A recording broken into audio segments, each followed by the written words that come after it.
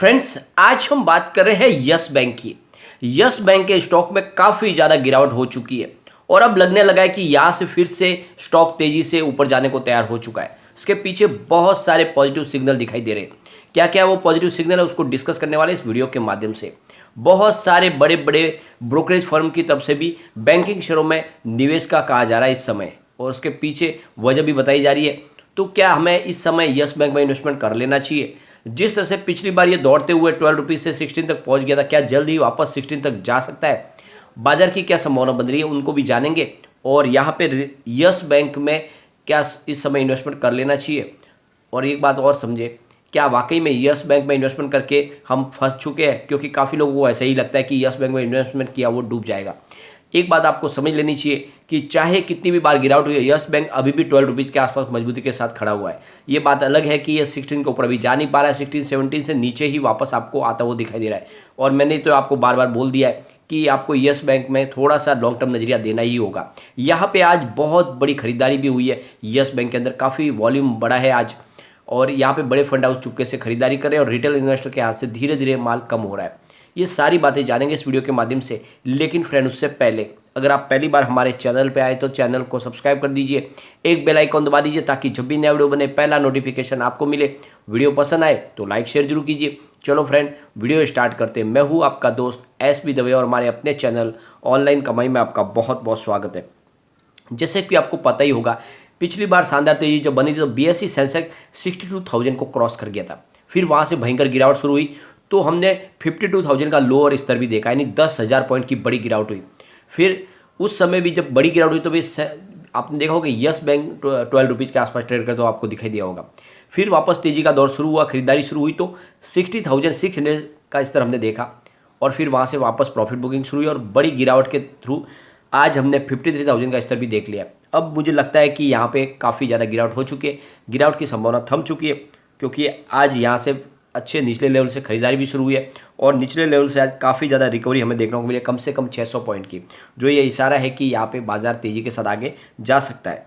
अब यहाँ पे सबसे बड़ी बात जो निकल के आ रही है कि FI तो अभी भी बिकवाल बने हुए हैं। आपको ये ध्यान रखना है कि भले ही FI लगातार बिकवाल बने हुए, लेकिन हमारे फंड हाउस लगातार खरीदारी करें, और अब FI की जो बाजार के ऊपर जो पकड़ थी वो ढीली होती जा रही है।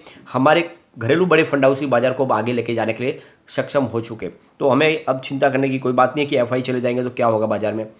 अब हमारे यहाँ पे इन्वेस्टर नए तैयार हो चुके हैं, और आप देखना कि LIC के IPO के बाद एक बड़ी नए इन्वेस्टर की टीम तैयार होने वाली है बाजार में। बहुत सारे नए डीमेट अकाउंट खुल चुके, तो नए इन्वेस्टर भी आएंगे, तो कोई चिंता की बात नहीं, बाजार में तेजी आगे बन जाएगी। अब चलेंगे यस बैंक की तरफ।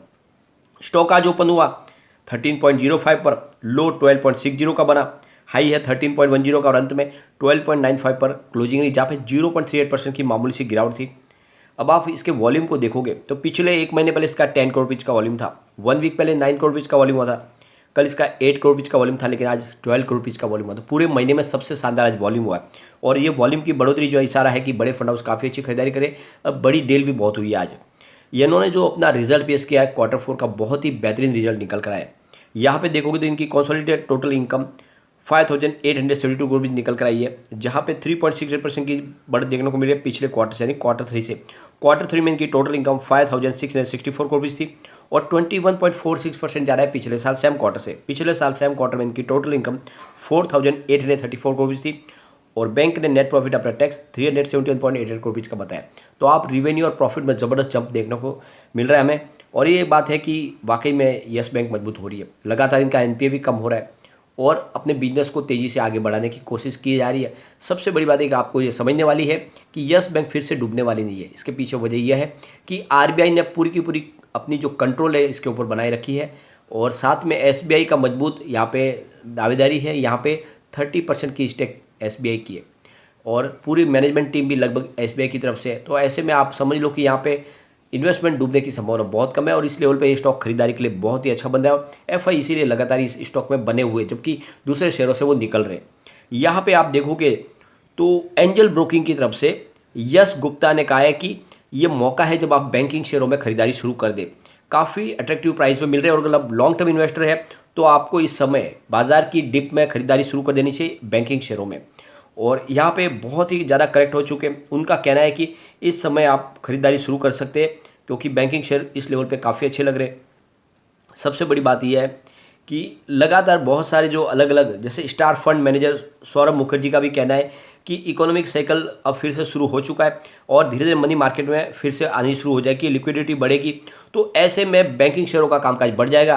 तो ये मौका जब आप बैंकिंग शेयरों में शुरू कर दें इन्वेस्टमेंट। सबसे बड़ी बात यह है कि बहुत सारे बैंकिंग शेयर बहुत ही कम प्राइस में मिल रहे हैं। आप देखोगे तो इस गिरावट के दौर में HDFC बैंक 12% गिर चुका है, यस बैंक 9% गिरा है, एक्सिस बैंक में 6% की गिरावट हुई है। तो ये उनका कहना है कि इस समय ये स्टॉक काफ़ी मजबूत लग रहे हैं इस लेवल पे खरीदारी के लिए।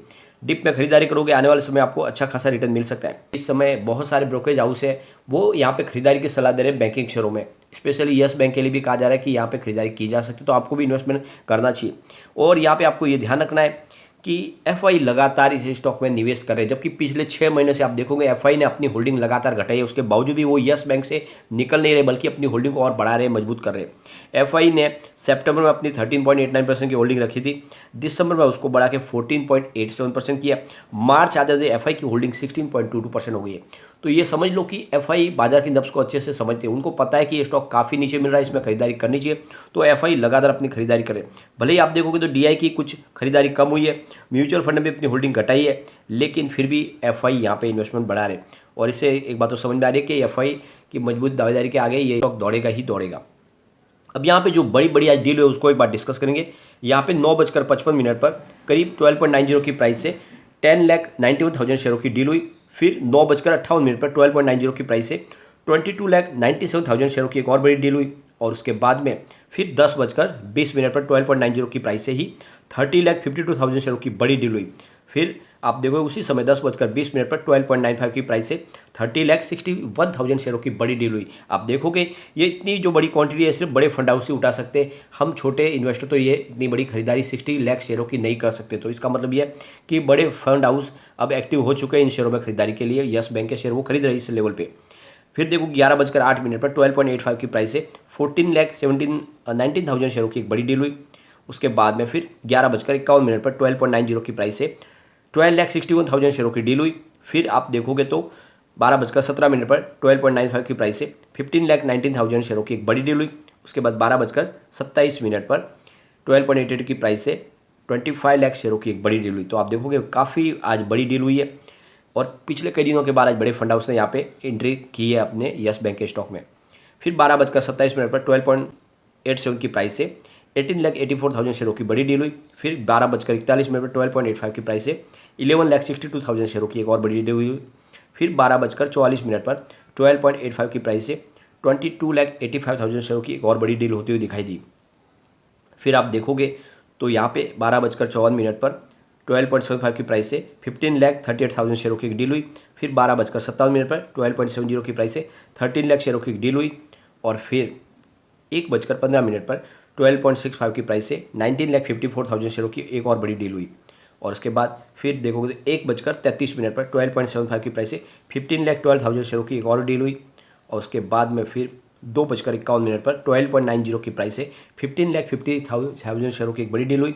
और फिर 3:01 पर 12.85 की प्राइस से 14,16,000 शेयरों की एक डील हुई। और फिर उसी समय लगभग 3:02 पर 12.85 की प्राइस से 11,18,000 शेयरों की बड़ी डील हुई। तो आप देख लो ये बहुत दिन के बाद बड़ी डील हुई है, जो इशारा है कि यहाँ पे अब बड़े फंड हाउस की खरीदारी शुरू हो गई है। फिर 3:16 पर बाजार खत्म होते थे 12.90 की प्राइस से 21,76,000 शेयरों की एक और बड़ी डील हुई। और इन डील के माध्यम से आज काफ़ी बड़ी खरीदारी हुई है और इसीलिए इसमें प्राइस आपको गिरती हुई नहीं दिखाई दी। यहाँ पे कम्युनिटी सेंटीमेंट भी स्टॉक के साथ फिलहाल बना हुआ है। 64% बाय की कॉल है, 17% सेल की कॉल है, 19% होल्ड की कॉल है। तो लोगों का रुझान स्टॉक की तरफ बना हुआ है। एक बार इसके पिवट लेवल को भी चेक कर लेते हैं तो यहाँ से और गिरावट होती है। तो 12.87 का फर्स्ट सपोर्ट है, ये सपोर्ट टूटा तो फिर 12.73 तक स्टॉक जा सकता है। तीसरा सपोर्ट 12.57 का है, ऊपर की तरफ मूव करने लगेगा स्टॉक तो फिर 13.17 का फर्स्ट रेजिस्टेंस है, इसको ब्रेक किया तो फिर 13.33 की प्राइस हमें देखने को मिलेगी और वहाँ तक स्टॉक गया तो फिर 13.47 तक भी जा सकता है। तो बिना डरे इसमें आप इन्वेस्टमेंट बनाए रखें और वाकई में स्टॉक आने वाले समय आपको मालामाल कर देगा। और मैंने आपको बार बार बोला है सिर्फ 3 साल दीजिए ये स्टॉक को, 3 साल में ये स्टॉक आपको मालामाल कर देगा। लेकिन फ्रेंड कोई भी इन्वेस्टमेंट करने से पहले अपने फाइनेंशियल एडवाइजर से एक बार ले ले या अपना खुद का रिसर्च कर, क्योंकि मैंने वीडियो आपके एजुकेशनल पर्पज के लिए ही बनाया। वीडियो पसंद आए तो लाइक शेयर जरूर कीजिए और चैनल को सब्सक्राइब कर दीजिए। Thank you friend.